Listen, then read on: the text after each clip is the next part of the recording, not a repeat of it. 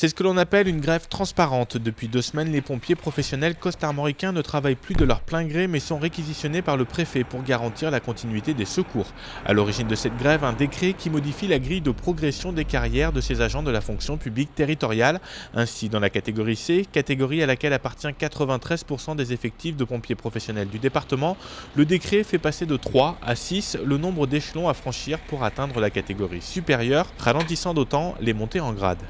Aujourd'hui, clairement, pour arriver au grade de sergent, ils font compter une huitaine d'années à peu près. On rentre sapeur, on évolue dans la carrière et 8 ans après, le personnel est sergent. Demain, les gens vont prendre entre 8 et 14 ans supplémentaires pour arriver au même grade. Donc ça, pour nous, c'est pas tolérable.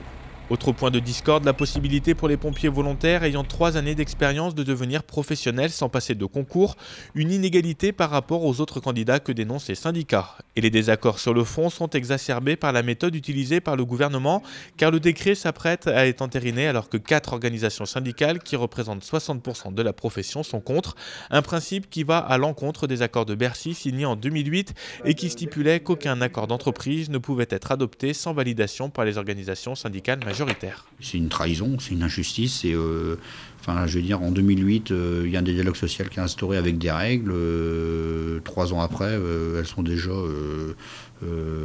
bafouées par le gouvernement lui-même. Je veux dire, après, comment voulez-vous que les sapeurs-pompiers professionnels regardent les élus au niveau national, et se disent c'est des gens sur qui on peut compter, puisqu'ils ne respectent pas les règles eux-mêmes qu'ils mettent en place. Et le temps presse pour les pompiers professionnels s'ils veulent faire entendre leur voix, car si l'accord est validé à Paris ce mercredi, il devrait entrer en application dans les prochaines semaines.